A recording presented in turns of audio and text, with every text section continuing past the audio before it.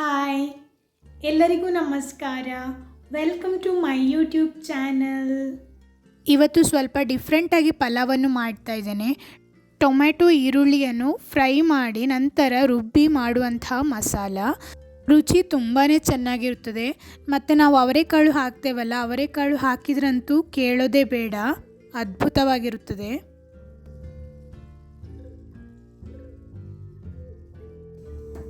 ಅರ್ಧ ಈರುಳ್ಳಿ ಮತ್ತು ಒಂದು ಟೊಮೆಟೊವನ್ನು ಕಟ್ ಮಾಡ್ತಾ ಇದ್ದೇನೆ.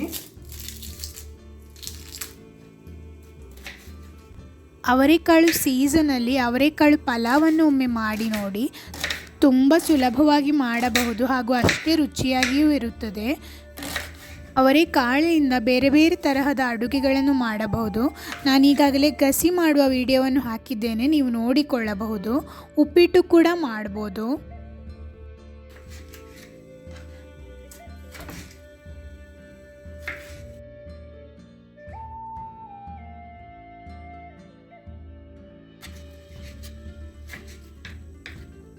ಸ್ವಲ್ಪ ಕೊತ್ತಂಬರಿ ಸೊಪ್ಪನ್ನು ಕೂಡ ಕಟ್ ಮಾಡ್ತಾ ಇದ್ದೇನೆ. ಸ್ವಲ್ಪ ಶುಂಠಿ ಹಾಗೂ ಬೆಳ್ಳುಳ್ಳಿ ಕೂಡ ತೆಗೆದುಕೊಂಡಿದ್ದೇನೆ.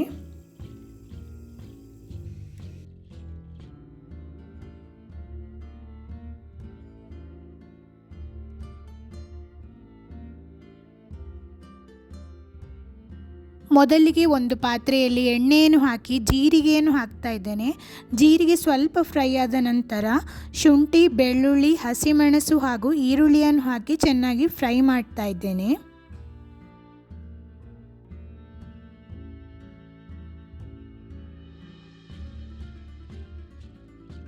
ಈರುಳ್ಳಿ ಚೆನ್ನಾಗಿ ಫ್ರೈ ಆದ ನಂತರ ಟೊಮೆಟೊವನ್ನು ಹಾಕಿ ಚೆನ್ನಾಗಿ ಫ್ರೈ ಮಾಡಿಕೊಳ್ಳೋಣ.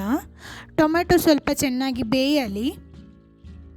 ಈ ರೀತಿ ಫ್ರೈ ಮಾಡಿ ಮಸಾಲೆಯನ್ನು ಮಾಡುವುದರಿಂದ ಪಲಾವಿನ ರುಚಿ ಇನ್ನೂ ಹೆಚ್ಚುತ್ತದೆ. ನೀವು ಒಮ್ಮೆ ಟ್ರೈ ಮಾಡಿ ನೋಡಿ.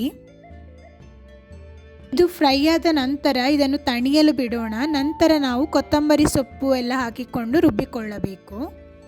ಅಷ್ಟರಲ್ಲಿ ತರಕಾರಿಗಳನ್ನು ಕಟ್ ಮಾಡಿ ಇಟ್ಕೊಳ್ಳೋಣ. ತಣಿದ ನಂತರ ನಾವು ಒಂದು ಮಿಕ್ಸರ್ ಜಾರ್ನಲ್ಲಿ ನಾವೀಗಾಗಲೇ ಫ್ರೈ ಮಾಡಿದ ಮಿಶ್ರಣ ಜೊತೆಗೆ ಕೊತ್ತಂಬರಿ ಸೊಪ್ಪನ್ನು ಹಾಕಿ ನುಣ್ಣಗೆ ರುಬ್ಬಿಕೊಳ್ಳಬೇಕು.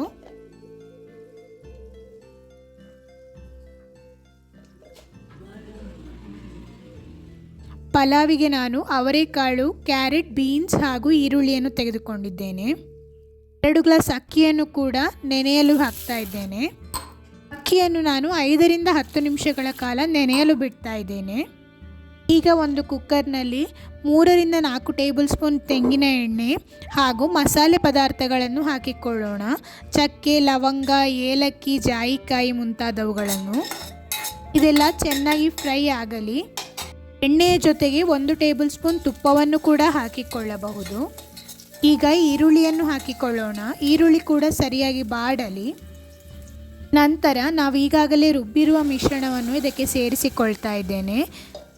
ಹಸಿ ವಾಸನೆಯೆಲ್ಲ ಹೋಗುವ ತನಕ ಚೆನ್ನಾಗಿ ಫ್ರೈ ಮಾಡಿಕೊಳ್ಳೋಣ.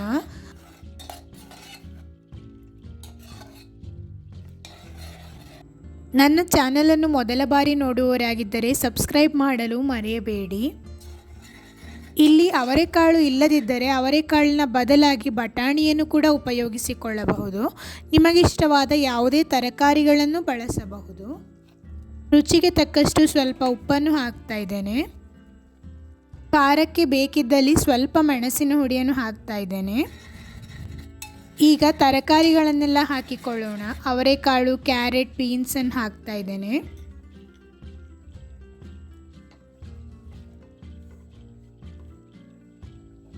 ಚೆನ್ನಾಗಿ ಮಿಕ್ಸ್ ಮಾಡಿ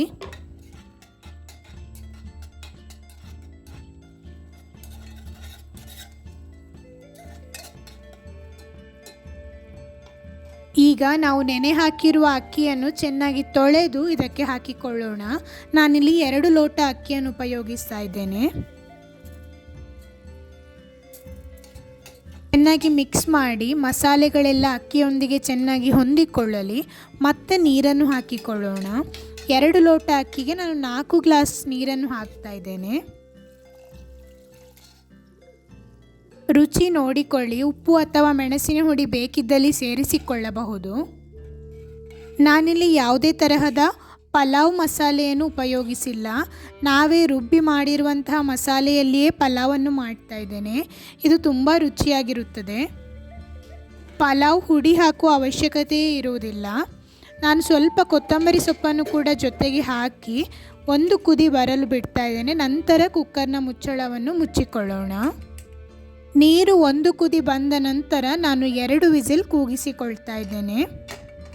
ಕುಕ್ಕರ್ನ ಪ್ರೆಷರ್ ಇಳಿದ ನಂತರ ನಾವು ಮುಚ್ಚಳವನ್ನು ಓಪನ್ ಮಾಡಿ ನೋಡೋಣ ಪಲಾವ್ ಹೇಗಾಗಿದೆ ಅಂತ. ತುಂಬ ಘಮ ಘಮ ಬರ್ತಾ ಇದೆ. ನನಗಂತೂ ಈಗಲೇ ತಿಂದು ಬಿಡೋಣ ಅಂತ ಅನಿಸ್ತಾ ಇದೆ. ನಮ್ಮ ಮನೆಯಲ್ಲಿ ಎಲ್ಲರೂ ಇಷ್ಟಪಟ್ಟು ತಿಂದರು. ತುಂಬ ರುಚಿಯಾಗಿತ್ತು. ನೀವು ಒಮ್ಮೆ ಟ್ರೈ ಮಾಡಿ ಮನೆಯವರಿಗೆಲ್ಲ ಉಣಬಡಿಸಿ. ವಿಡಿಯೋ ನೋಡಿದ್ದಕ್ಕಾಗಿ ಧನ್ಯವಾದಗಳು. ಮುಂದಿನ ವಿಡಿಯೋದಲ್ಲಿ ಸಿಗೋಣ.